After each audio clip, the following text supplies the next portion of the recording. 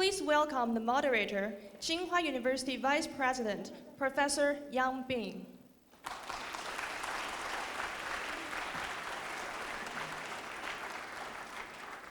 尊敬的刘延东副总理，尊敬的各位老师、各位来宾、各位苏世民学者、各位亲友，大家上午好。在刚刚播放的视频里，我们非常荣幸地看到来自美国总统夫人米歇尔·奥巴马、美国国务卿克里、英国前首相布莱尔、Facebook 首席执行官 Mark Zuckerberg 等政商学界领袖对清华大学首届苏世民学者的寄语，也通过短片回顾了苏世民书院从启动至今3年走来的历程。此刻，我们迎来了清华大学苏世民书院的开学典礼这一激动人心的时刻。首先，请允许我为大家介绍出席典礼的各位嘉宾，他们是中华人民共和国国务院副总理刘延东阁下，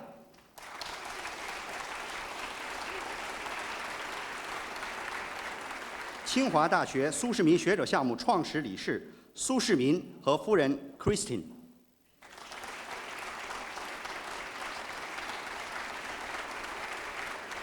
澳大利亚前总理陆克文先生，中华人民共和国教育部部长陈宝生先生，中华人民共和国工程院院长周济先生，国务院副秘书长江小娟女士，清华大学校长邱勇院士，清华大学校务委员会主任陈旭教授，中国人民银行副行长、国家外汇管理局局长潘功胜先生，美国布鲁金斯学会主席约翰桑顿先生，清华大学原校长王大中院士，清华大学原校长顾炳林院士，清华大学校务委员会副主任史宗凯教授。我们还很荣幸地请到美国驻华大使马克思·伯克斯先生 ，Marcus， 是。阿塞拜疆驻华大使拉迪夫·甘蒂洛夫先生，以及来自澳大利亚、英国、津巴布韦、日本、瑞士、新加坡、哥伦比亚、墨西哥、哈萨克斯坦等各国驻华使节的官员们。此外，今天我们还请到了来自全球多所高等院校和学术机构的负责人，他们是英国剑桥大学校长莱谢克·伯里塞维先生，美国耶鲁大学校长 Peter Salovey 先生，罗德基金会主席约翰胡德先生，泰国朱拉隆功大学校长布迪乌阿章先生，阿拉伯联合酋长国大学校长穆罕默德先生，以及来自其他亚洲大学联盟盟校的校长和教育专家们。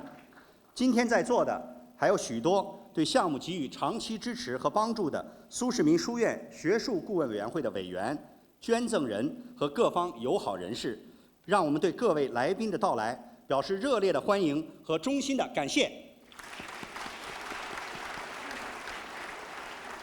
今天典礼的第一项，有请中华人民共和国教育部部长陈宝生先生宣读中华人民共和国主席习近平贺信。有请。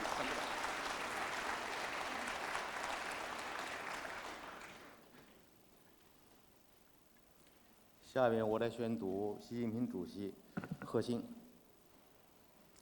值此清华大学苏世民学院开学之际，我向清华大学以及苏世民书院首届新生致以诚挚的祝贺。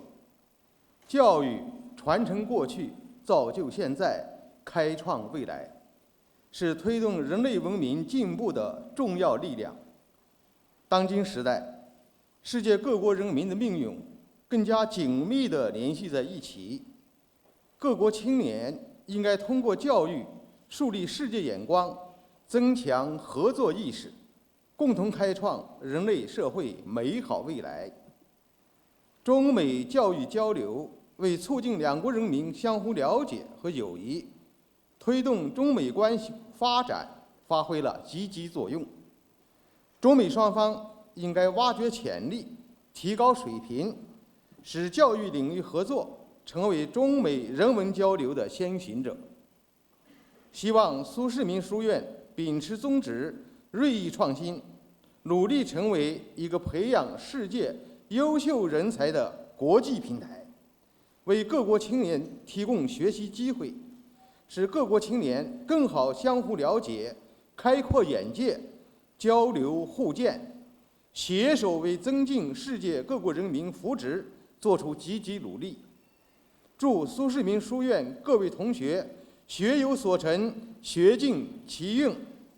中华人民共和国主席习近平2016年9月10日于北京宣读完毕。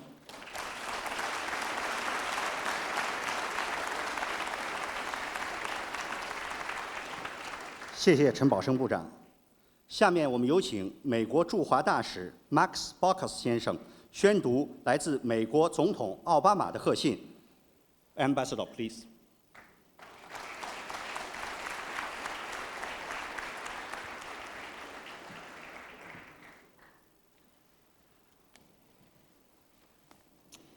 Good morning, everybody. Good morning, Madam Liu, President Chiu, Steve Schwarzman, Kevin Rudd, Dean Lee, Schwarzman Scholars, ladies and gentlemen. It's great to be here. This is very, very exciting. Build-up's taken place several years, led by Steve and his team, and here we are. Opening several weeks, first year, pretty exciting. Huge potential, some anxiety. What are we going to do here? How do we meet these challenges? It's very exciting. I can compliment you and congratulate you all. It's really wonderful. For more than 100 years, Tsinghua University has played an important role bringing the people of the United States and China together. It's based on the belief that Western and Chinese cultures have much more that unites us than divides us. And that's why former US President Teddy Roosevelt supported this institution, Tsinghua. And that belief is as true and critical today, and probably even more so than it was when this university was founded a century ago. Educational exchange has a special place in my heart. In the early 1960s, I went to overseas campus, and I stayed. After 1 year, I just stayed. And I put a knapsack on my back, got a little handbag, and I hitchhiked around the world for 1 year. To Europe, Africa, and Asia. Deck class on boats, meeting people. Most were just so tremendous. Invite me into their homes, want to feed me and take care of me. Got sicker than a dog a couple of times. That goes with the territory. It changed my life. It planted the seeds for a later interest in public service, because I realized then that the world's getting smaller, our natural resources are diminishing, and we got to work together better if we're going to solve some of the challenges that we're facing. In significant respect, that is why I'm standing right here at this moment. Had I not taken that trip, had I not been educated overseas, I had spent some time overseas meeting with people, ordinary basic people, I'm not sure I'd be here. And I shudder to think what other course I would have taken. It's also interesting, in the 1960s, my mentor, Senator Mike Mansfield, he wanted to be ambassador to China, but that post was already taken. so he became ambassador to Japan. In the 1960s, he wrote a paper I read. It presaged, it anticipated, it stated how important the US-China relationship is. It predated Henry Kissinger's trip to China. It predated, obviously, President Nixon's visit to China. Frankly, I think Henry Kissinger read Mike Mansfield's speech, gave him some ideas, to come over here. But that all is one reason we're all here today. In my judgment, we are all privileged. Everyone in this room is privileged. We're privileged to be here at this moment in modern world history when rising China, Asian power, separate culture, separate sense of identity is getting larger, even more important on the world stage. I take my hat off. We, the United States, very much want respect, want a rising China. It's good for everybody. But we'll then meet with the United States. I'm not going to get too much into questions about rising powers and established powers, but still we are, in this moment in history, I think very, very privileged to be working on this relationship. And each of us, in some small way, trying to contribute to help make sure the future of our kids and our grandkids is better off than otherwise might be. It's my honor to read a letter from my president. I saved the best for last. And it's because he cares so much about this. Maybe I'll say this. The United States, our president and top cabinet officials have spent an immense number of visits over to Asia and to China. Why? Because it's so important to show they care. I'm very impressed with how deeply involved President Obama's been. Here's what he says. I send my warmest wishes and congratulations as you gather to welcome the first class of Schwarzman Scholars and look toward a future of greater opportunity, prosperity, and security. In our increasingly interconnected world, the challenges the international community faces are more complex than ever before. And as a rising generation prepares to help shape our future, it is important that we instill in them the same spirit of cooperation that drives our community of nations toward peace and progress. The United States and China have modeled that spirit through more than 2 centuries. And if we continue to strengthen the bonds of partnership and friendship between our two peoples, I'm confident our shared success will continue for centuries. Oops. When we learn together, we prosper together. And educational exchanges like Schwarzman Scholars help ensure our young people carry forward and build on the mutual respect and understanding that have enabled our countries to make real progress in the 21st century, including addressing the threat of climate change, promoting nuclear non-proliferation, and boosting the global economy. Programs like this facilitate cultural exchange, advance the values we hold in common, and help cultivate a generation of leaders that knows our future will be shared and brighter if we shape it together. And as you mark the opening ceremony of the Schwarzman Scholars Program, reflect on the power of educational exchange and reach for tomorrow's unbounded possibilities. I wish you all the very best. Barack Obama.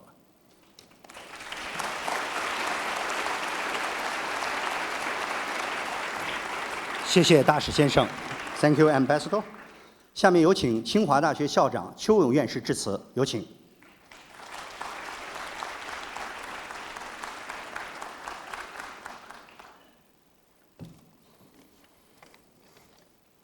今天，此时此刻，我与大家一起感到无比荣耀。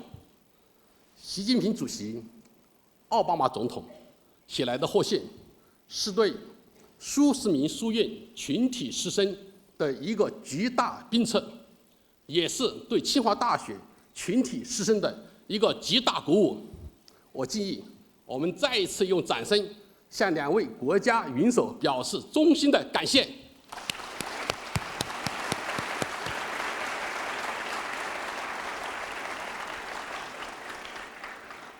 尊敬的刘英东副总理，尊敬的陈宝生部长、周继院长，尊敬的苏世民先生和夫人，尊敬的各位来宾、老师们、同学们，今天是一个非常美丽的秋天的日子，在美丽的清华园，我们隆重举行苏世民书院首届新生开学典礼。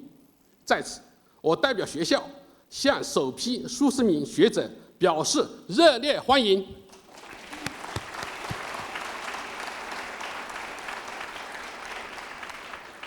向一直关心书院发展的刘英东副总理，为书院建设做出杰出贡献的苏世民先生，以及所有为书院付出辛勤努力的各界人士，表示最衷心的感谢。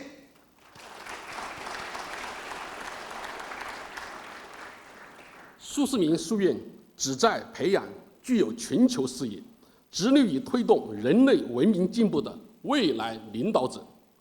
苏世民学者项目自2013年正式启动以来，在世界范围受到广泛关注。今天参加典礼的首批110名苏世民学者来自31个国家，本科毕业于70所不同院校，是当今世界杰出青年的代表。卡梅隆的博洛斯同学第一次来到中国，他希望把中国的发展经验带回非洲。来自瑞士的女同学西尼轩，她在清华学习过1年中文，还曾在苏黎世、伦敦、巴黎、中国的常州求学。她对中国的一切都抱有强烈的兴趣，并与其在常州寄宿的中国家庭建立起深厚的感情。我知道，无论你们来自何地，你们都有非常出色的履历。在这里，我想对你们说，从今以后，你们将会拥有一个共同的身份——清华人。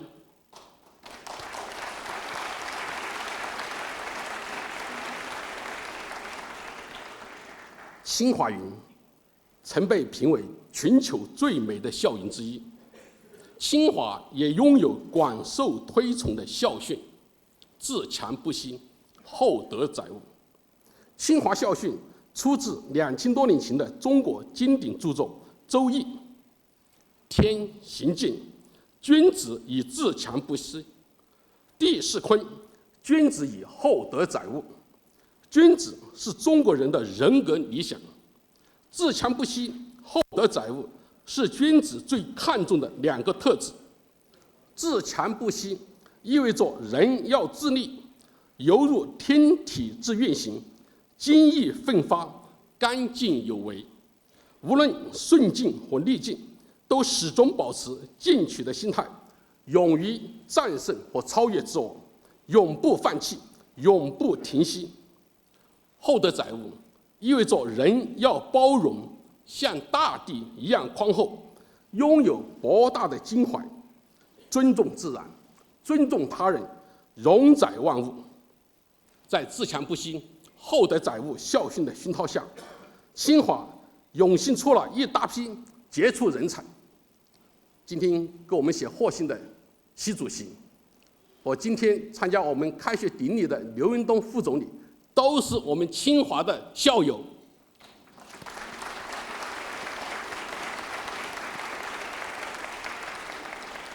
同学们，我希望你们培养自强精神，塑造厚德品格，努力奠定人生的基石，成为真正的清华人。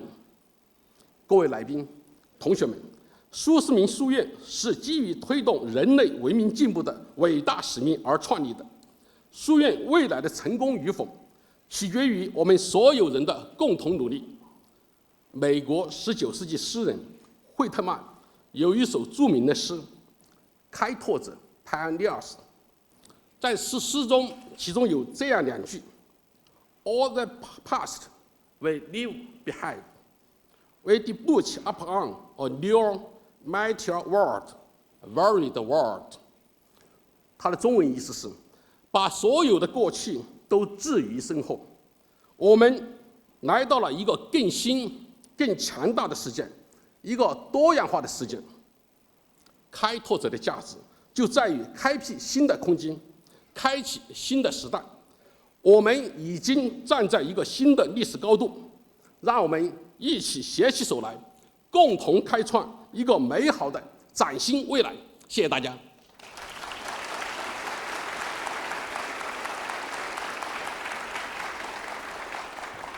谢谢邱勇院士。下面有请 Stephen A. Schwarzman 苏世民先生演讲，有请。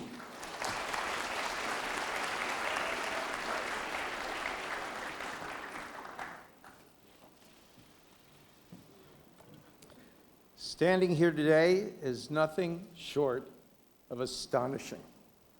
I am certain in my belief that Schwarzman Scholars, the extraordinary students here today, and those that will come after them, will play a critical role in fostering friendship, fellowship, collaboration in our increasing and interconnected and constantly shrinking world. These Schwarzman Scholars will have the opportunity to meet tomorrow's challenges because Tsinghua and its leadership have been bold and innovative in rising to meet President Xi's challenge to elevate higher education in China. As Professor Graham Allison of Harvard University has observed of China, never has a nation moved so far, so fast up the international rankings of all dimensions of power. However, he reminds us that too often in history, such advances have been met with fear and conflict. It is the paradox of our time. The innovations and progress that bring the world closer together often create conditions of fear and misunderstanding that can pull us apart. President Xi has widely recognized this danger, remarking that should major countries time and again make the mistakes of strategic miscalculation, they might create such traps for themselves. We must avoid those traps that lead to tension, or worse. Through the dedication of Vice Premier Liu and State Councilor Yang and Secretaries of State Clinton and Kerry, the U.S. consultation on people-to-people furthers that work. Yet there's more to be done. That is why, 3.5 years ago, we stood in the Great Hall of the People and announced the creation of Schwarzman Scholars. At the time, we had no building. We had no curriculum. We had no faculty. And we had no scholars. I am honored to have worked with a world-class team that brought that vision to life. This work has led to more than $400 million, not RMB, in contributions, the recruitment of a top faculty and students, and the construction, as you can see, of a world-class building. There are many people who've helped create and implement the program, and only some of them can be recognized because of time. I'd like to thank President Xi for his leadership in promoting education and exchange. In his letter commending our program, he wrote that education makes people better able to understand and transform the world. This is the very core of the Schwarzman Scholars. I'm also grateful to President Obama, who in writing about the Schwarzman Scholars program, called for educational exchange between the U.S. and China to foster peace and friendship for the years ahead. I'd also like to acknowledge Madame Liu. I have known Madame Liu for 10 years. I have seen her dedication to education and exchange around the world. On one of these occasions, actually at the Great Hall, Secretary Kerry asked her if she knew me, because he joked that I serve as the unofficial U.S. ambassador to China. Madame Liu responded that of course she knew me, because I also serve as the unofficial Chinese ambassador to the U.S. I cannot thank her enough for her vision and support in creating the program. And I look forward to working with Chen Baosheng, the Minister of Education, who I had the privilege of spending time with this week. My great friend Tsinghua President Yong is irreplaceable. Tsinghua is lucky to have such a visionary and creative leader. He has adeptly merged the expertise and tradition of Tsinghua with the best of international academia to create this unprecedented program. He has helped Tsinghua achieve in a short time very significant increases in its international academic university ratings.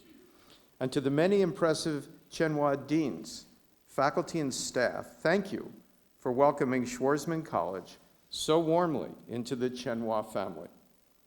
I'm particularly appreciative of Party Secretary Chen, who is steadfast in her good judgment and generous in her wise counsel.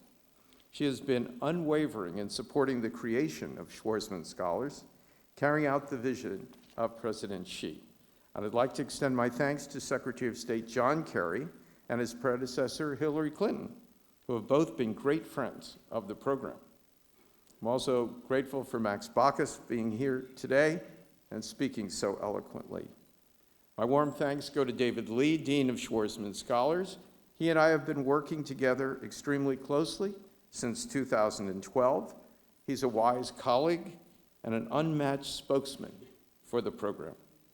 David Pan, Executive Dean, has also been irreplaceable in his management of the program's day-to-day development. And I'm also grateful to Yan Bin, who's serving as our moderator today, who has successfully overseen the program's implementation.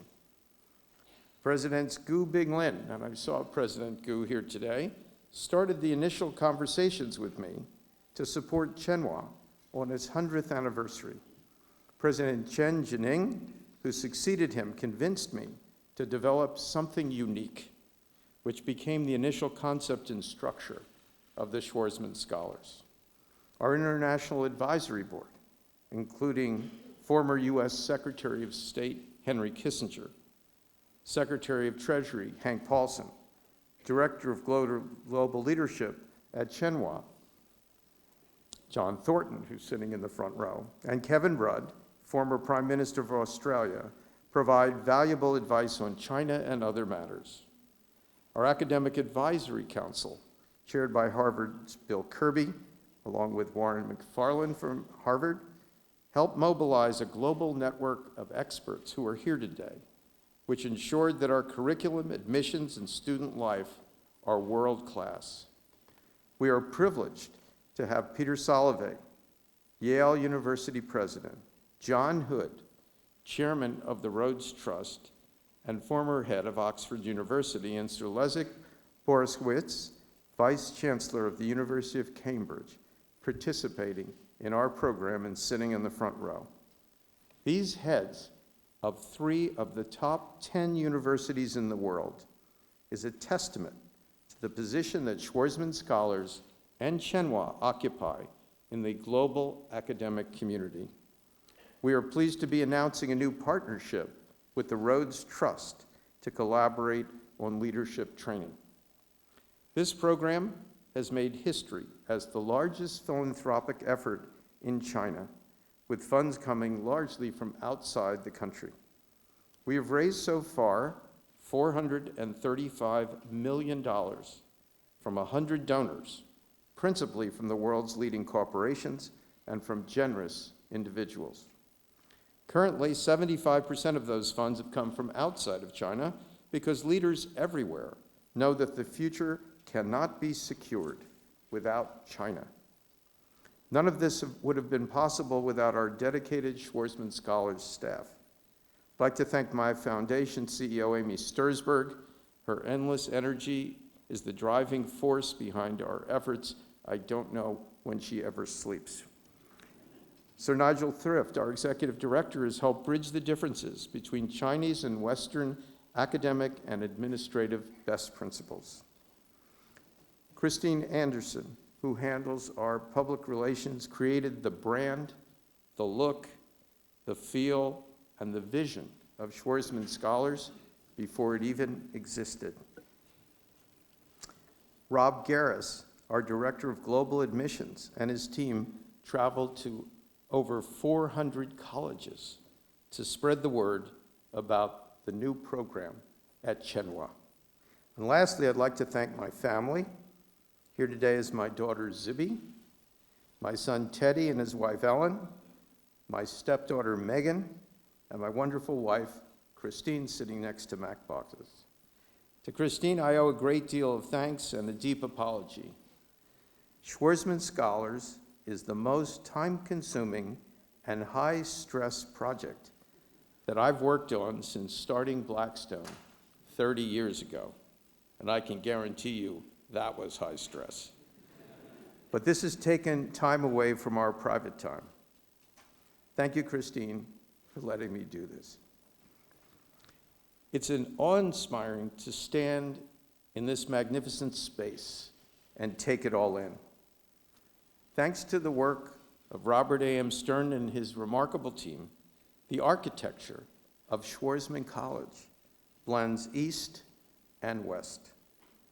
We've assembled the brightest minds from around the world to challenge our scholars with a 21st century curriculum.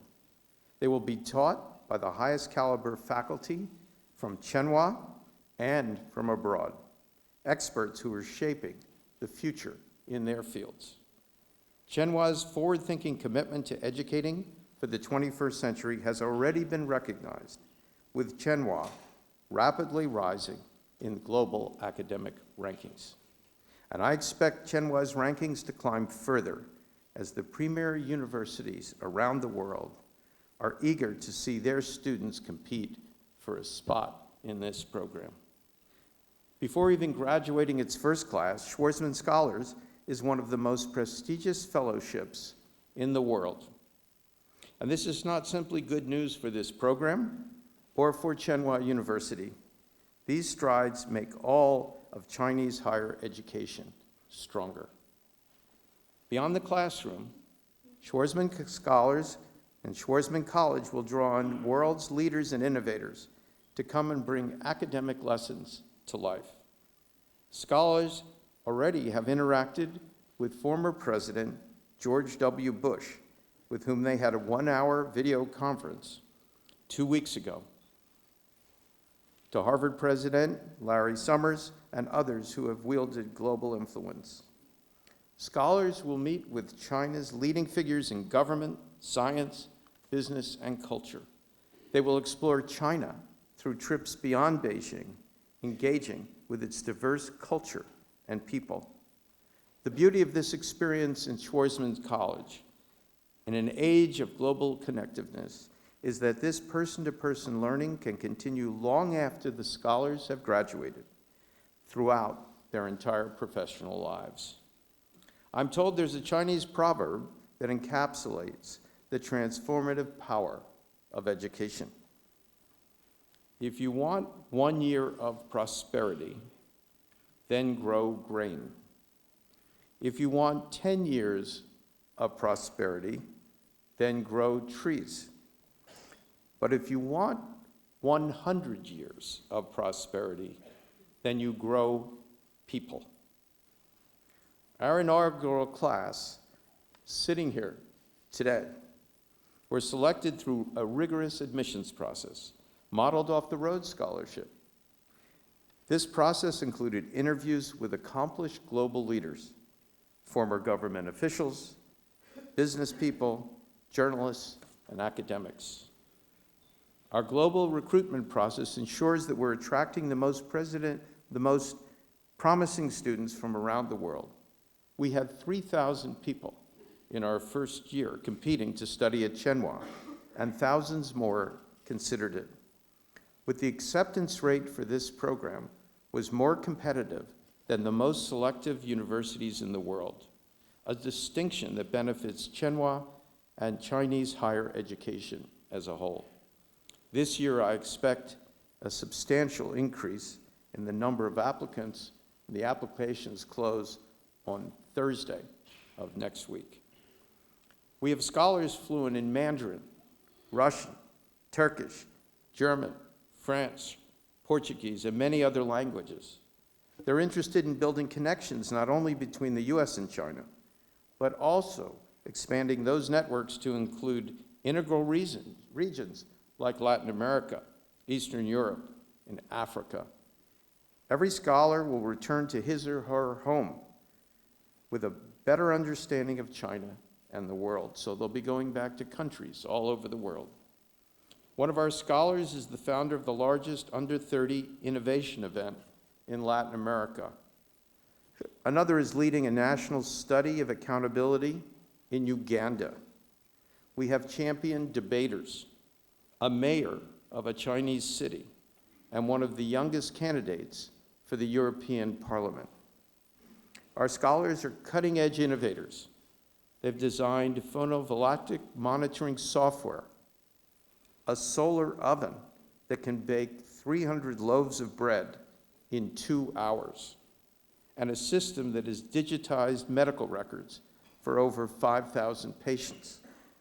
One of our scholars Skyped into his interview from Iraq, where he was leading a military explosive diffusion team. They are united by their infectious enthusiasm. They are bold and forward-thinking, undaunted by global challenges. I should add that earlier this year, they sent me a very special birthday greeting, a video of Schwarzman Scholars from around the world, wishing me happy birthday. It's reassuring to know they've already discovered the secret to diplomacy.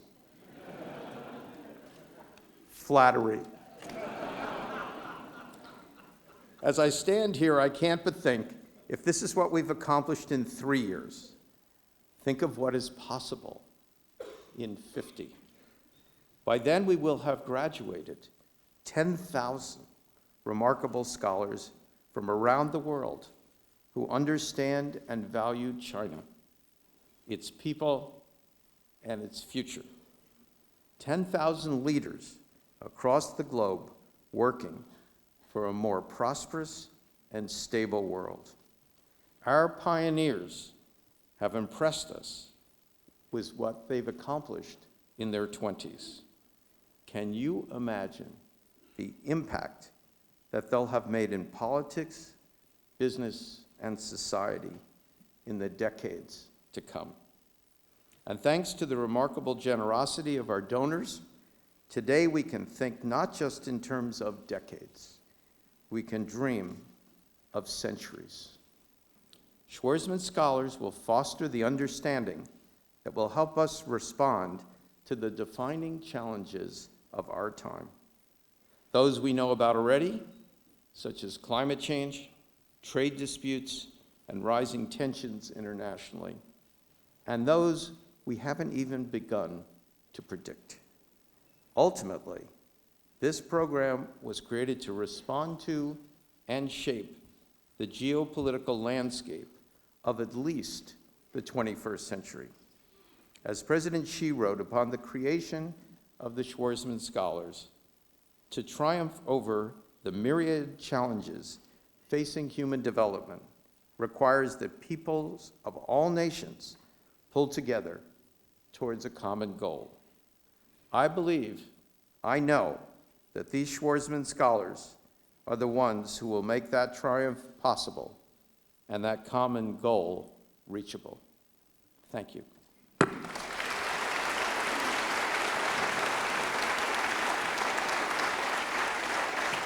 谢谢苏世民先生 ，Thank you, Steve。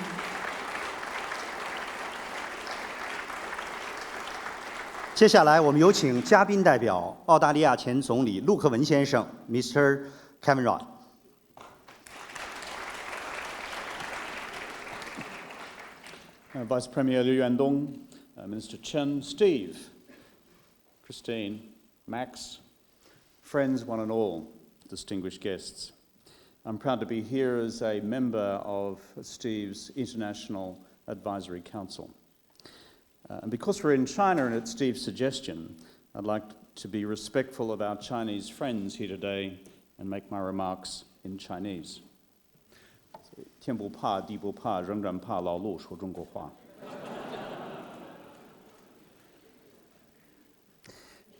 今天是个好日子，我们在这里庆祝一个远见的实现，苏世民书院成立。我们在场的所有人都应该感谢苏世民先生。很简单，没有他，这个项目不存在。我们今天在这里相聚，谈到教育，谈到合作，也谈到什么是领导力。这些题目不能空谈，要立足于这个时代。这个时代，我们看到伟大的力量把不同的文化、国家、全人类越拉越近。同时，别的力量使我们渐行渐远。这些不同的力量也存在中美关系之中。这些不同的力量也影响所有其他的国家。而你们，我们青年的朋友们，正处在这一切的中间。你们从世界各地来到北京，这个千年古都，来到著名的清华大学，一起生活，一起学习，一起工作，追求理想，满足好奇心，接受学术培训，学习团结合作，欣赏彼此不同，尊重多元文化，成为明日领袖。当你们从这里毕业，大家将会对你们有许多期待。你们是否能为中美两国带来长期的和平、继续的繁荣，还有中美合作，帮助全球实现可持续发展？这些都不是小问题，这些都是很重要的责任。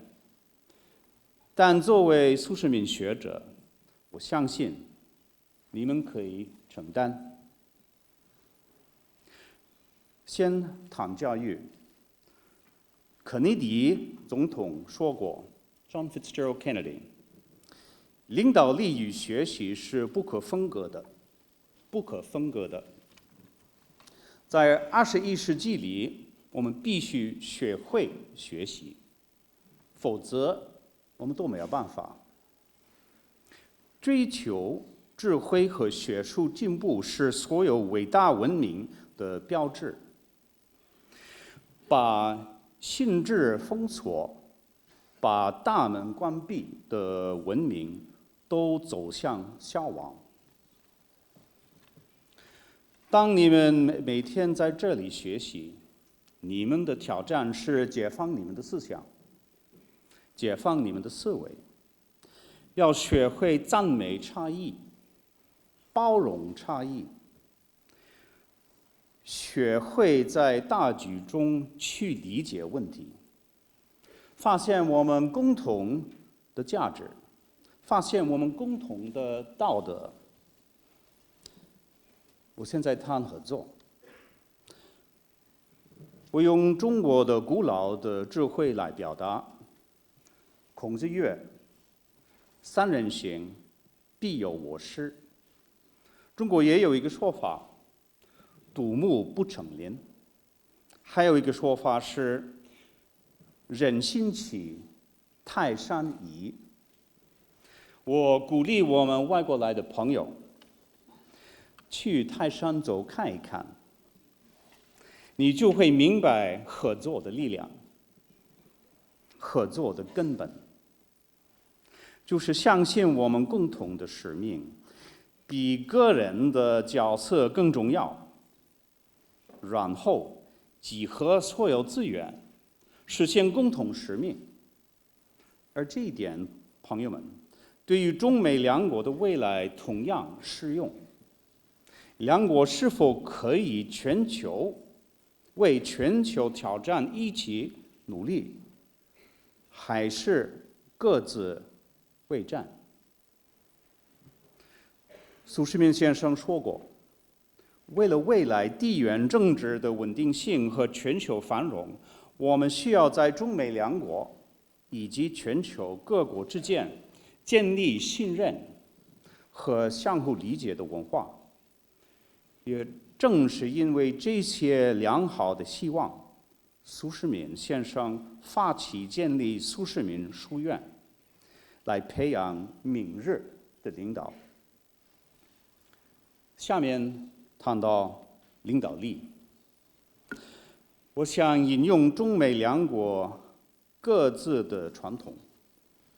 美国的亚当 John Quincy Adams 总统说过：“你的言行能够激励他人，让他们追求更大的梦想，学习更多的知识，采取更多的行动，成为更有作为的人，你就是一个领袖了。”追求更大的梦想，中国梦、美国梦、人类共同梦。学习更多的知识，这是你们为什么到这来？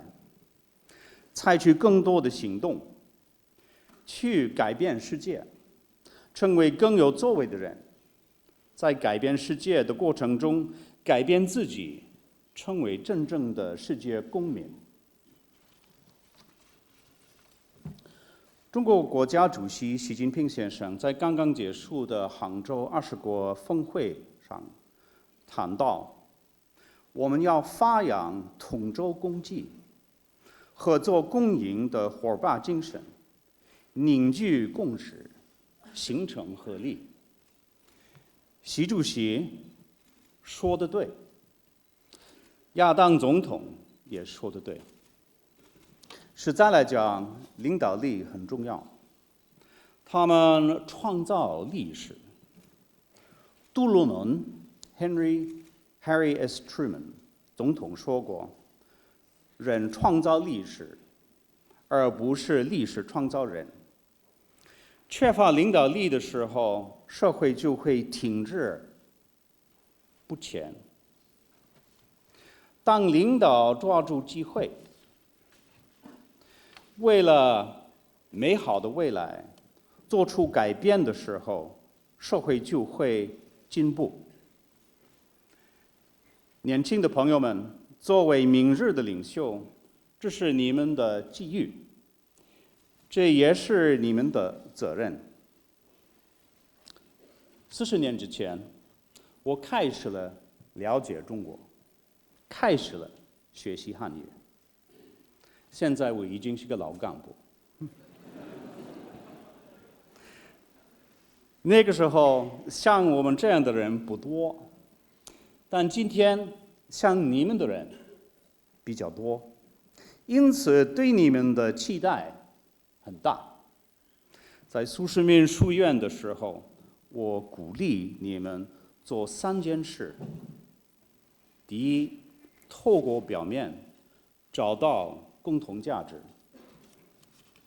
第二，找到不同的观点，学会如何管理差异；第三，在长期来看，一起合作解决世界的挑战。为了世界和平、可持续发展和人类更美好的未来。谢谢大家。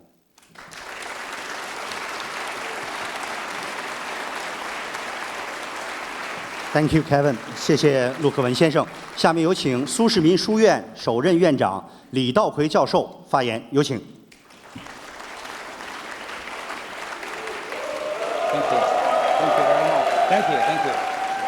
Thank you very much. Thank you. 尊敬的刘延东副总理，尊敬的陈宝生部长，尊敬的邱勇校长、陈旭书记，尊敬的苏世民先生和夫人，尊敬的各位嘉宾、各位朋友，苏世民书院的开创者的学者们、女士们、先生们，大家上午好。请允许我代表苏世民书院全体教师和员工，欢迎大家从世界各地来到我们的书院，共同见证苏世民书院伟大航程的开启。首先，我想感谢过去6年以来支持书院发展的国内外的捐赠者。我想用你们更熟悉的语言来表达我们的敬意和感谢。Today is China's National Teachers' Day. As teachers, we thank you for making our best dream come true. 2,500 years ago, China's iconic educator and sage Mencius said that one of the best enjoyable things of life is to gather together the best talents of the world and cultivate them into future leaders. 得天下英才而育之。Thank you, Mr. Schwarzman, and all the donors for your generous giving and tireless efforts. We, as operators of the college, will strive to make sure that Schwarzman College will become the highest quality private jet of your philanthropy. We have taken off and will be cruising at higher altitude than most others. Let's say goodbye to the frustration and anxiety while we were preparing for the takeoff. Now please sit back and enjoy the flight. We will report back to you. Thank you. Thank you. Thank you. Thank you. We will report back to you periodically.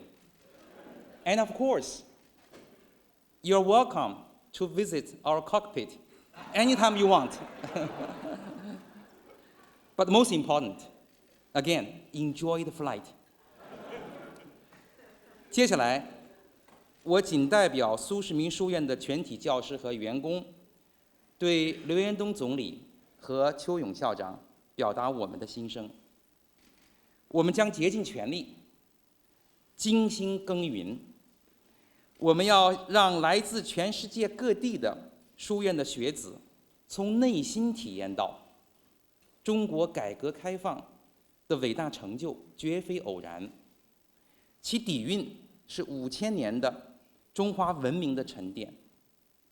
理解和欣赏中华文明是所有立志于推动世界和平与发展的世界领导人的必修课。我们也要通过各种各样的校园活动，让苏世民学者们深刻理解，清华大学在上一个100年培养了一代又一代社会栋梁，这也绝非偶然。其底蕴来自于自强不息、厚德载物的精神基因，而苏世民学者将会把这种精神基因在全世界发扬光大。Finally, on behalf of our faculty and staff, I would like to speak to our pioneering class of Schwarzman Scholars. You are most special, and you are shaping the DNA of our college. We are exceedingly happy to see that in the very first 3 weeks, you have already started to shaping the spirit of Schwarzman Scholars. That is understanding, cooperation, and leadership. Yes, leadership. Leadership is the essence of Schwarzman College and the program. On the opening day of our college, let me reserve the last words to give you 1-minute lecture on Chinese style or Chinese tradition of leadership. A classic of Confucianism is called 大学, which today literally translates into university. 大学 advocates 6 steps for a young talent to grow into a true leader. Sounds like a title of a bestseller. 6 steps, right? Step 1, in Chinese, is called 格物致知. That is to study in order to understand the world. Step 2, 诚意正心. That is to straighten your heart and your motivation, so that to bear in mind social empathy and social responsibility. Step 3, 修身, which means to cultivate your body and your behavior. Step 4, 齐家, which is to establish your family and manage your family affairs properly. Today, it perhaps also means manage well the circle of friends in your Facebook and WeChat. Step 5, 治国, that is to govern your country by providing public service and managing public affairs. Step 6, and finally, and most important, is 平天下. That is to make peace and prosperity in the world. Indeed, making peace and prosperity in the world should be the sublime dream, sublime goal of your lifetime journey. Let the journey start today at Schwarzman College. Are you ready? Yes. Enjoy the journey. Thank you.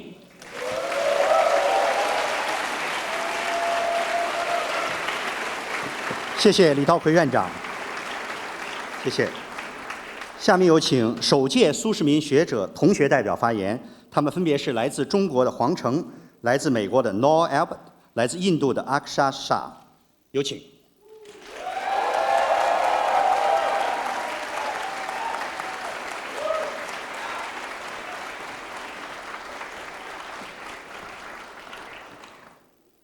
上午好，有朋自远方来，不亦乐乎。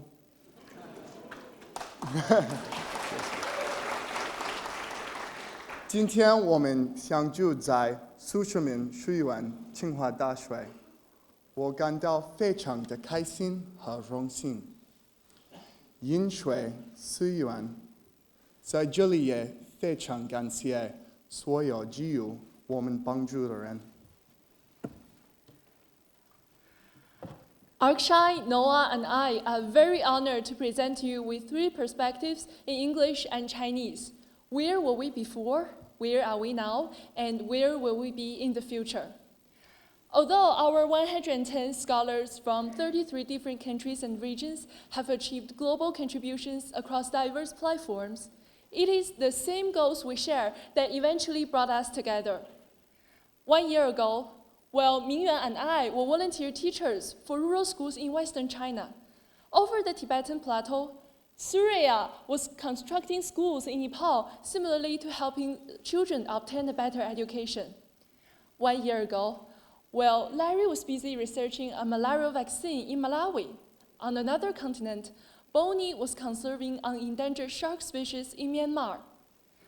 1 year ago, while Max was conducting a survey in rural Uganda on political accountability, across the ocean, Kel was working at McKinsey, helping a US state government reform its healthcare system. But today, 今天我们一同相聚在中国，相聚在清华大学苏世民书院，这正应了清华校歌里的一句话：东西文化荟萃一堂。尽管我们成长于不同的环境，但我们都共同关注着经济发展、民生改善、环境健康、教育公平等等全人类亟待解决的问题，并且渴望贡献着自己的力量。正是这种对于全球发展与人类命运的共同关注，使得分散于世界各地的我们，转而齐聚清华，齐聚中国，一同理解、探讨、践行当今世界命运共同体下青年人的才智与力量。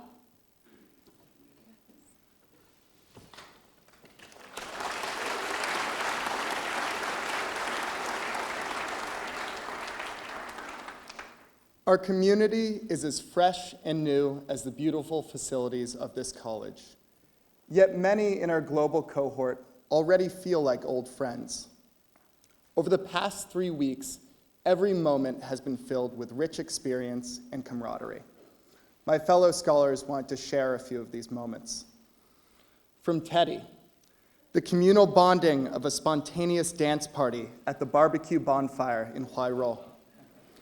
From Jose, an impromptu talent show while meeting our Tsinghua University buddies that displayed harmony, music, and humor, overcoming any cultural, religious, or linguistic barriers. From Belinda, a 4-hour-long conversation with a fellow scholar while winding up and down the Great Wall. We are incredibly grateful for the opportunities offered to us by the world-class staff of Schwarzman College in Tsinghua University, by our esteemed professors and lecturers, and by the remarkable resources contributed by Mr. Schwarzman and the entire donor community. Over the past 3 weeks, we have also discovered how lucky we are to have each other, in this year and into the future, as the friendships woven in this college form the fabric of this program's global mission.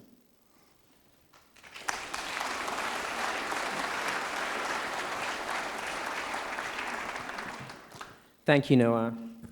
So where do we scholars want to go once we graduate?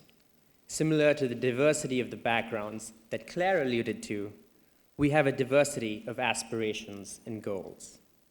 But we all do share a common belief that to whom much is given, much will be required. 是不可以不弘毅，让众而道远. It is in this spirit that I would like to request my class to place their right hand over their heart as I recite our class pledge. We, the students of Schwarzman College at Tsinghua University, do pledge that we will hold true to the principles of self-discipline and social commitment, striving for a better understanding of China and the world in the service of our own nations and in the service of all humanity. 作为清华大学苏世民书院的学生，我庄严宣誓，自强不息后的载物，体悟中国，胸怀天下，服务社会，贡献世界。Schwarzman College represents the past, the present, and the future for all of us. The past, our myriad backgrounds that led us here and enrich our experience.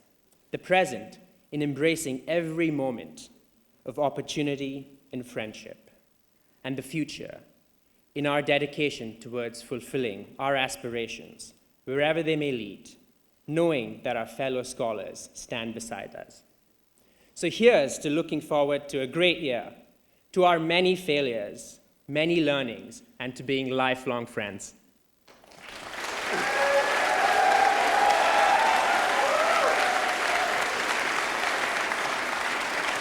Thank you, thank you. 谢谢3位同学精彩的发言。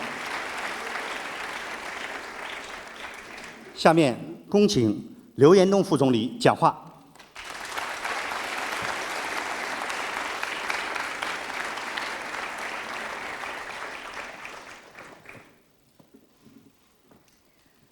尊敬的苏世民先生及夫人，各位来宾、老师们、同学们、朋友们，大家上午好。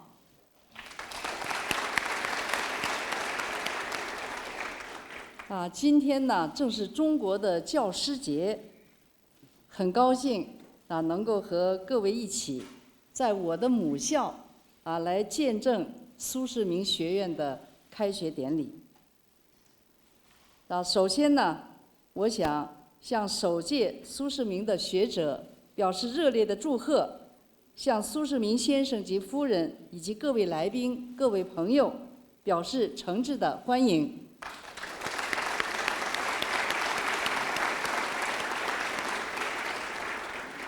所以我想呢，在我这个致辞之前呢，我想我们再一次要以热烈的掌声对于习近平主席和奥巴马总统中美两国的元首对我们苏世民学院开学典礼所给予的祝贺表示衷心的感谢。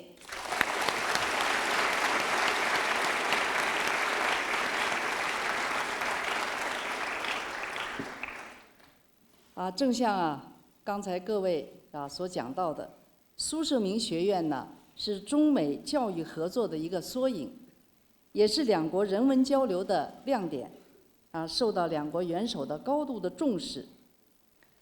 正像苏世民先生刚才所讲到的，3年前在项目启动的时候呢，习近平主席和奥巴马总统专门发来贺信，充分肯定了深化中美教育合作的重大意义，所以对我们这个项目呢，确实寄予了殷切的希望。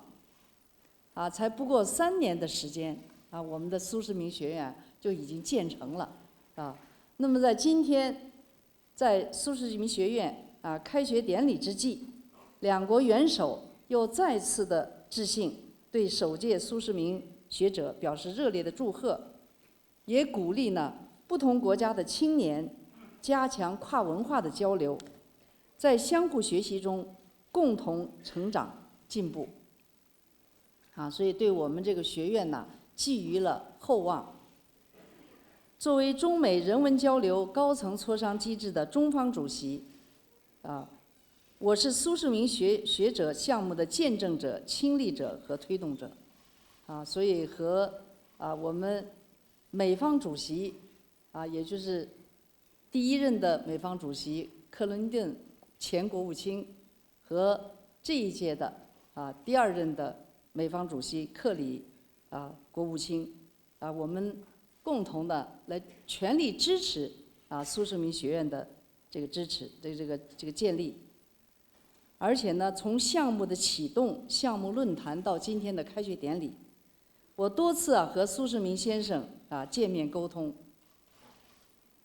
所以这一个项目还得到了中国教育部的大力支持，以及清华大学和有关方面的全力推动。苏世民先生作为我所认识的非常杰出的这个企业家，为这个项目付出了很大的心血。他不仅以个人的名义慷慨的捐赠，而且和清华大学呢共同发起筹款的活动，为书院的建设做出了卓越的贡献所以刚才他的讲话我觉得讲得非常的精彩，是吧？这个他不仅是美国的非官方驻中国的大使，也是中国非官方驻美国大使，是吧？这个确实是这样的。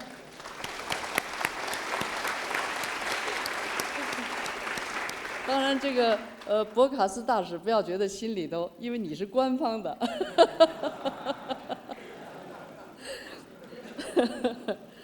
所以今天呢，今天与会的澳大利亚前总理陆克文先生哈佛大学商学院的这个柯伟林教授都欣然地出任了我们项目的顾问委员会和学术委员会的委员我们美国驻华大使博卡斯先生还有今天剑桥大学伯里塞维奇校长、耶鲁大学的萨诺威校长都积极的建言献策。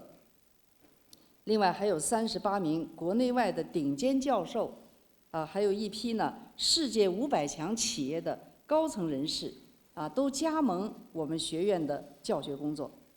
可以说呢，学院的建设不仅体现了高标准，而且也是高效率我想这3年时间建设这么一个学校这个恐怕也是这个21世纪的高速度。所以可以说，我们这个学院的建立是中美两国有识之士精心培育的友谊与合作之花。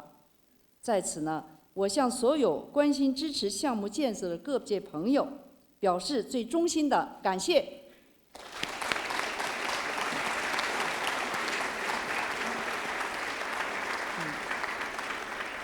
老师们、同学们、朋友们，今天的开学典礼正值举世瞩目的20国集团领导人的杭州峰会刚刚闭幕。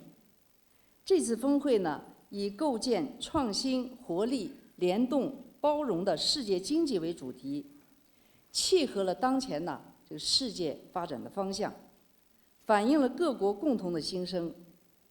当前的世界经济正走在关键的当口，人类的繁荣发展面临着严峻的挑战。科技进步、人口增长、经济全球化等等，过去推动世界经济增长的主要引擎进入了换挡期。新一轮的科技和产业革命正在形成。现在有一些国家经济增长缓慢，世界经济复苏的进程呢也是艰巨曲折。国际和地区的热点问题频发，传统和非传统安全威胁着这个威胁呢是相互交织。气候变化、恐怖主义、传染性的疾病、网络安全、跨国犯罪等全球性的挑战，已经是超越了国界。各国的利益紧密相连，没有任何一个国家可以独善其身。这次峰会呢，正是一个立足时代的需求，集众智、聚合力，共同应对挑战的盛会。各方达成了诸多的共识，将为全球增长挖掘动力，为推动全球走出经济困境、迎来新的繁荣发展发挥积极作用。相信大家已经看到了，这次峰会的一个会标呢，是以杭州的玉带桥作为一个原型的，它就是连接中国与世界、历史与未来之桥，也是连接世界各国实现合作共赢之桥。峰会期间呢，习近平主席和奥巴马总统呢进行了非常深入的会见，双方认为应该加强沟通与合作，坚持呢这个不冲突、不对抗、相互尊重、合作共赢的原则，来推动中美关系呢持续健康稳定发展，而且达成了多项的共识。所以这次峰会给我们以共识，也就是唯有树立人类命运共同体的意识，发扬同舟共济、合作共赢的伙伴精神，我们才能应对共同的挑战，才能开辟世界未来繁荣发展的崭新航程。那么苏世民项目呢，正是秉承着立足中国、面向世界这样一个使命，体现了跨越差异、合作包容、共赢挑战、共同发展的时代潮流。来自不同国家的苏世民学者聚首清华，也正是为了在相知相识中增进理解、共同成长，为构建人类命运的共同体，为世界未来的和平繁荣和进步，来聚集青春的活力，来培育未来的力量。老师们、同学们、朋友们，刚才我在参观书院的时候了解到，首届苏世民所学者来自31个国家，都是五湖四海的青年才俊。你们很多人跨越了千山万水来到这里。中国人常说，读万卷书，行万里路，这样的学习经历是不可多得的。早在2500多年前，中国就开始盛行游学。当时呢，这个中国的这个最著名的教育家孔子就率众弟子周游列国，增进学识和眼界，留下了很多家喻户晓的教育经典。到不同的国家学习，与不同的朋友交流，感受不同的文明的魅力，把知识学习、文化熏陶和实践的历练融为一体，这必将有助于培育国际的视野，增进跨文化的理解，树立共同体的意识。这也是世界未来领袖不可或缺的基本素质。中国始终把深化教育的国际合作、促进青年往来摆在人文交流的优先位置。近年来我们深化与各国人文的交流，先后建立了中美、中俄、中英、中欧、中法、中国、印尼等6个高级别的人文交流机制，为青年之间的相知相识、相互学习提供广阔的平台。去年到中国来深造学习的各国留学生已经达到了39.8万名。在未来的5年我们这个留学生的外国留学生的这个中国这个吸收外国留学生的总的数量将达到60万人。这些留学生他们来自202个国家和地区。通过中美人文交流高层磋商机制，从2010年以来，也就是6年的时间，中国在美国的留学生人数翻了一番。美方的10万强计划提前完成，又启动了100万强的计划。双方合作办学的项目和机构已经达到399个。我也很高兴地看到，在今年的中美人文交流机制的会议上，首届苏世民学者的王者同学作为学生代表进行发言，展现了新一代青年人良好的精神风貌和胸怀天下的志向。特别是刚才3位这个同学的学者的发言非常的精彩，确实体现了我们的学者的这种高水平的这种素质和他们的理想将来就是要贡献世界这样一种理想所以看到他们确实我感到对苏世民学院的未来充满着期待所以我想今天苏世民学院起航了未来是必定是辉煌的。老师们、同学们、朋友们，教育是通向未来的桥梁。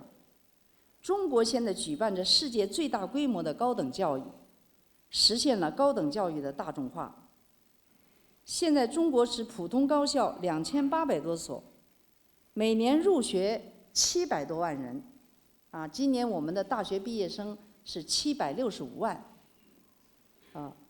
这个今年参加高考的接近1000万人参加高考，所以现在中国的这个大学生的在学的总规模达到3600多万，毛入学率达到40%，超过了中高收入国家平均水平，但是呢，我们应该说我们的高等教育是这个规模是比较大但是我们还是存在着很多的差距所以中国正在深入实施创新驱动发展的战略，加快推进世界一流大学和一流学科建设，全面提高高校的创新能力，扩大对外开放，要提升国际化的水平所以习近平主席专门召开了中央的全面深化改革的小组会，他是组长就中国的教育对外开放专门研究中国的国际教育的国际化教育的对外开放的合作的问题。所以下一步中国呢要推动一批高水平的大学和学科，加快迈入世界一流的行列。那么我自己呢在清华园学习生活了9年，我的高中和大学都是在清华度过的。清华大学作为一所具有100年历史积淀的世界著名的学府，秉持自强不息、厚德载物的校训和行胜于言这样一个校风，开创了中西融合、古今贯通、文理渗透这样一种办学的风格，努力探索中国特色、世界一流的发展道路。所以，我想苏世民学院能够借鉴国际的先进的教育理念，在全球选聘一流的师资，来培养学生跨文化理解能力，以及宽广的国际视野、优秀的综合素质和卓越的领导能力。我相信，书院的发展将为各国青年提供学习机会，也为中国建设一流大学和一流学科做出积极的贡献。今天110名苏世民学者聚首清华，你们与这么多来自不同国家的朋友一起学习、一起交流、一起成长，这必将是你们人生中一段美好的经历，也必将是你们人生发展的一个宝贵的财富。所以希望呢，同学们能够珍惜宝贵的学习机会，做青年成长成才的楷模。中国的先贤孟子有句话：“人皆可以为舜尧。”希望大家呢树立世界眼光，培育胸怀天下的大抱负，心系苍生的大情怀，勇攀高峰的大气魄，包容团结的大胸襟，运筹帷幄的大智慧，努力成为面向未来、富有责任感和领导力潜质的杰出的青年领袖。身在中国，也希望大家近距离地触摸中华文化的脉搏，感知当代中国多元的活力，了解普通的中国民众的梦想和追求，成为中国通。希望大家呢相互启迪思想智慧，做引领创新潮流的先锋。创新是从根本上打开增长之锁的钥匙。如何依靠创新来开辟增长的源泉，是各国共同关注的话题。青年是最活跃、最有生气的创业创新力量。希望我们的青年朋友们敢为人先，勇于突破，在交流中来激发思想的火花，取长补短，来点燃创新的梦想，引领创新潮流，为人类的文明发展进步贡献更多的智慧和力量。也希望大家秉持开放包容的精神，做中外人文交流的使者。通过人与人面对面的交流，才能够培植根植于内心的牢固友情和深厚的共识。希望大家建立起平等、尊重、包容、友善的亲密关系，学会从不同的角度来看待世界，来思考问题，对不同的文明有更透彻的理解和更深刻的体验，对构建人类命运共同体有更多的思考和共识，来增强合作意识，勇担历史责任，来携手开创人类社会美好的未来。中国的著名的教育家陶行知先生曾经说过：“教育为公，以达天下为公。”我衷心的希望大家共同努力，把苏世民学院办成培养世界优秀人才的国际平台，办成促进高等教育发展的典范，来深化人文交流的载体。正如 G20 峰会这个桥形的汇标所寓意的这个全球经济增长之桥，国际社会合作之桥，面向未来共赢之桥一样，我也希望苏世民学院为各国的青年来搭建起一座交流之桥、合作之桥、友谊之桥。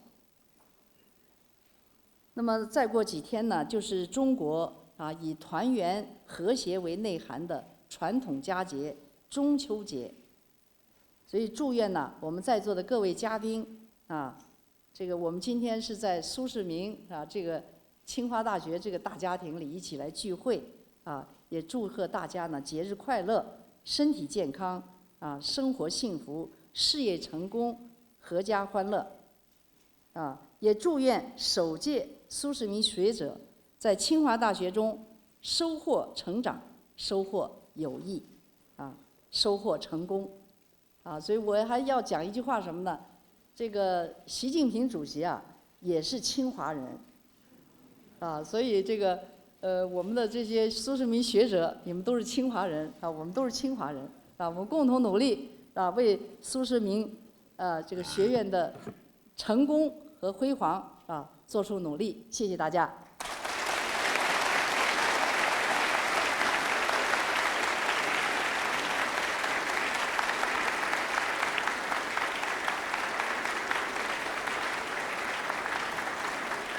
各位来宾、各位同学、女士们、先生们，从刚才中美两国元首的贺信、刘延东副总理的讲话以及各位嘉宾的寄语中，我们能深切地感受到中美两国政府和国际社会对苏世民学者项目所寄予的厚望。